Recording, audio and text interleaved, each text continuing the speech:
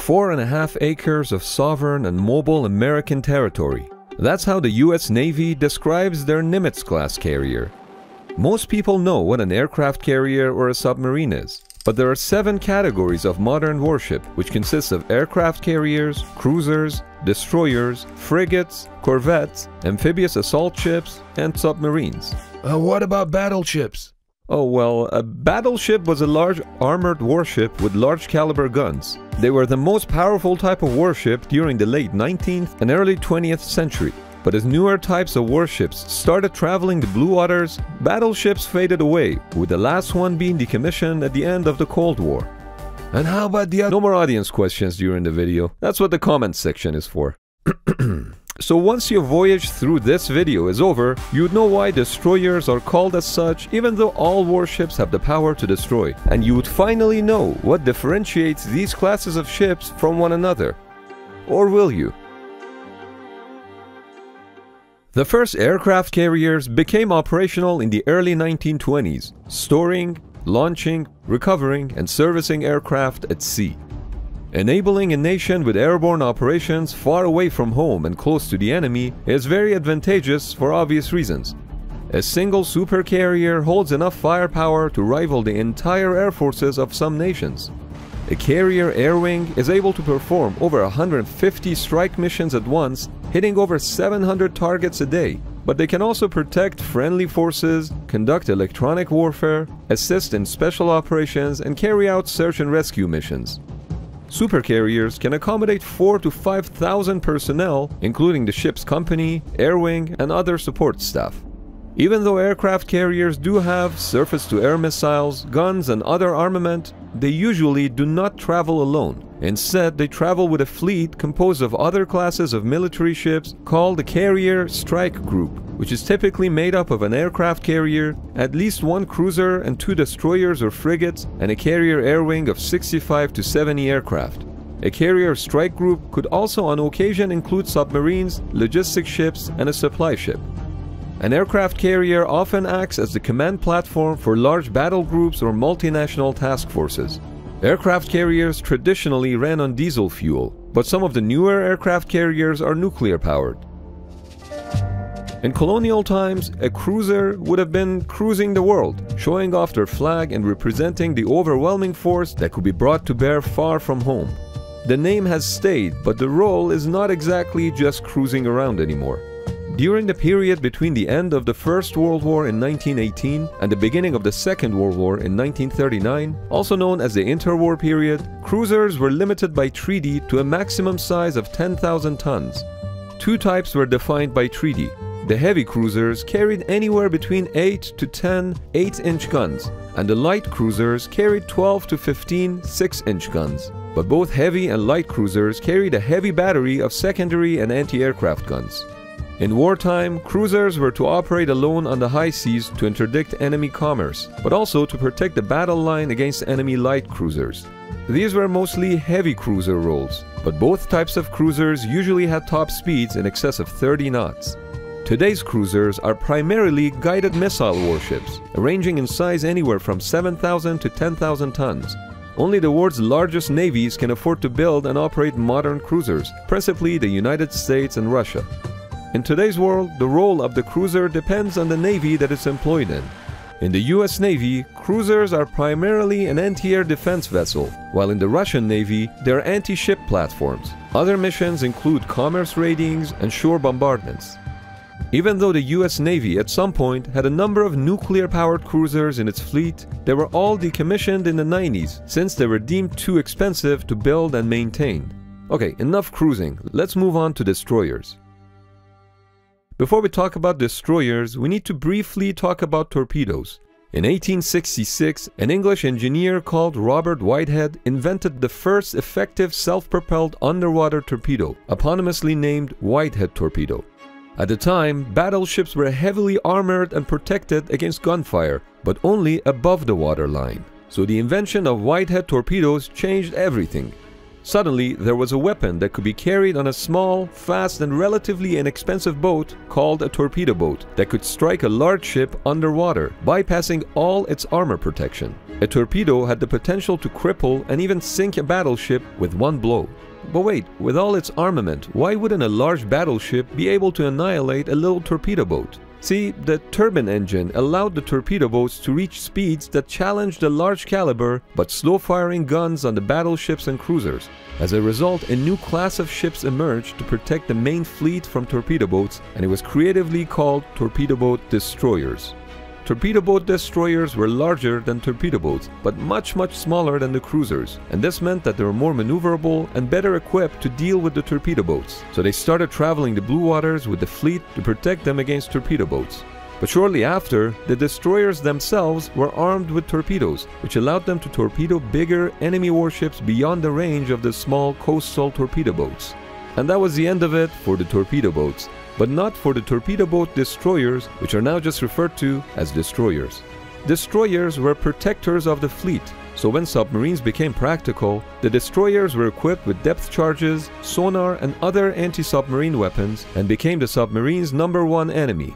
And when the aircraft became a major threat to the naval fleet, destroyers adopted anti-air missiles. So this is how destroyers became the jack-of-all-trades among warships. Today, destroyers are the largest surface combatant operated by most navies, ranging in size up to 6,000 tons. Destroyers were fast ships, generally capable of speeds in excess of 30 knots in calm seas.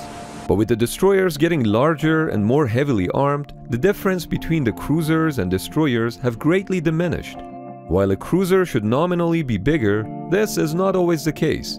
But a cruiser is generally considered to have greater facilities for command and control, at least in the US Navy, which often means cruisers have more space and spare energy to power the additional communication equipment and a command and control room to coordinate the defense of the fleet. Similar to destroyers, frigates are quite common ships in the Navy's fleet. They're quick to maneuver and their role is to escort and protect larger vehicles from air, surface, and underwater threats. Frigates are one of the smallest blue water surface combatants. In the past, they used to carry a lighter main battery than destroyers. For example, 3 3-inch or 2 5-inch guns would have been typical. These days, they may have anti-air guns and perhaps a small battery of torpedo tubes. However, they're not particularly well suited to theater air defense. Their strength is usually in their anti-submarine weapons. For example, the Royal Navy's Duke class of frigates have specialized anti-submarine warfare capabilities and are fitted with enhanced sonar equipment and torpedoes. Anti-submarine warfare frigates come with helipads and hangars that accommodate helicopters capable of identifying and attacking nuclear submarines using torpedoes and depth charges. Frigates are traditionally slower than destroyers, although in modern times there's not a significant difference in their speed.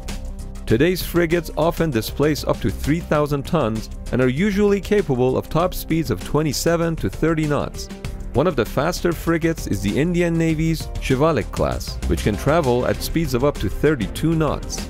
Some European navies, such as the Dutch, French, German, and Spanish, use the term frigate for both their destroyers and their frigates.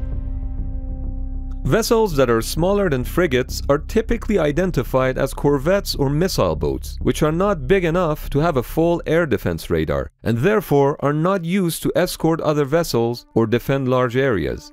They play more of an offense role, given that they can use their anti-ship missiles to attack and are small and maneuverable enough to avoid being hit. They're also typically not suited or capable of operating in blue waters, so they typically stay closer to the shores. A missile boat is a small craft outfitted with several anti-ship missiles. They have low cost and are somewhat an outgrowth of torpedo boats from World War II. A corvette is a smaller version of a modern frigate, but it's usually geared towards one type of mission, either surface or anti-submarine warfare. The first littoral combat ship, USS Freedom, was commissioned in 2008. Littoral combat ships are a US Navy design, meant to replace the Perry-class frigates. While the LCS-class ships are smaller than the frigate class that they're replacing, they offer a similar level of weaponry while requiring less than 50% of the crew. They can have a top speed that exceeds 40 knots. Littoral combat ships are smaller vessels and are well suited for littoral or close-to-shore operations. In other countries' navies, the closest thing to littoral combat ships will be patrol vessels or corvettes. One interesting feature of littoral combat ships was their modular design.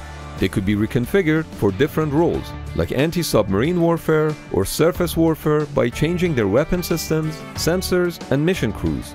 These module changes were envisioned to happen within a few hours, but in practice they took a lot longer and proved to be logistically difficult. In a 2016 announcement, the US Navy abandoned the modular concept for littoral combat ships and decided to use them with a single module. Amphibious assault ships are used to help land and support ground forces on enemy territory. At a glance, they resemble aircraft carriers, but they're primarily designed for supporting helicopters. They can also carry vertical and short takeoff and landing aircraft. Most modern amphibious assault ships have a well deck, which is a hangar-like deck located at the waterline in the stern of the ship. When the well deck is flooded, landing craft like hovercraft can be launched and recovered without the need for a crane. A submarine, also commonly referred to as a sub, is a watercraft that's capable of independent underwater operations. Submarines typically fall into one of three propulsion categories: diesel-electric transmission, nuclear power, and air-independent propulsion. All current submarines in the US Navy are nuclear-powered, but there are a few other countries like Russia, France, the UK, China, and India which also have nuclear-powered subs in their fleet. Submarines range in size from midget submarines with a displacement of less than 150 tons to ballistic missile submarines with a displacement of up to 48,000 tons when submerged. And regardless of their size, they're all referred to as boats. There are three major types of submarines in the US Navy: attack submarines, cruise missile submarines, and ballistic missile submarines. Attack submarines use torpedoes as their main armament and have more of a multi-role mission. They're smaller in size, making them faster and more maneuverable. Cruise missile submarines are typically larger and slower boats focused on long-distance strikes using guided missiles. Ballistic missile submarines, as the name suggests, can carry and launch nuclear ballistic missiles. If you take a look at the 7 categories of warships that were just reviewed, aircraft carriers, amphibious assault ships, and submarines are quite easily distinguishable from one another, both in appearance and in the role that they play. However, the appearance and roles that cruisers, destroyers, frigates, and corvettes once had have been blurred over time. Most of them now have a mix of anti-surface, anti-submarine, and anti-aircraft weapons, and their size and displacement does not necessarily fall within the traditional class designations. It's kind of like iPhones, iPads, and iPods. They used to look different from one another and do different things, but now they all have cameras, touchscreen, and FaceTime, with the only real differentiating factor being the headphone jack on the iPod.